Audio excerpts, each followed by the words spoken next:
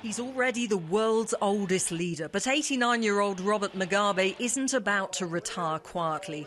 He's campaigned hard in this election, and despite his promises to respect the outcome, some fear he'll do anything to win. If you go into a process and join in a competition where there are only two outcomes, win or lose. You can't be both. You either win or you lose.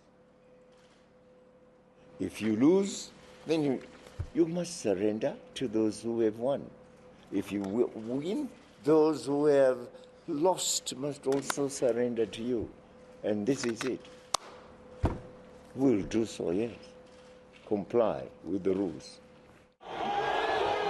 His main opponent is his longtime rival Morgan Tsvangirai, a man who's challenged Mugabe in the past 3 elections, only to be defeated by vote rigging and violence. He's been the Prime Minister in a tense power-sharing government, waiting for the chance to oust Mugabe for good. But still, the election's expected to be close, and with claims that the voter roll is packed with the names of up to 1 million dead voters, the result could be manipulated. Human rights groups are warning of trouble ahead. We're very seriously concerned about the potential for widespread violence if the election result does not go President Mugabe's way. As we saw in 2008, when he lost the first round of elections, we saw widespread killings, beatings and torture across the country.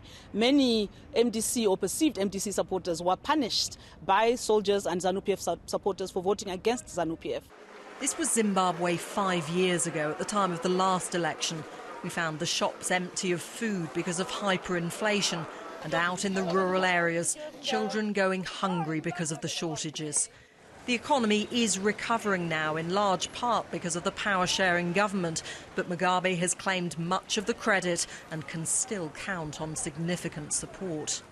So much is at stake in this election, and not just for Zimbabwe. Millions of Zimbabweans have fled here to South Africa over the past decade because of the economic and political turmoil.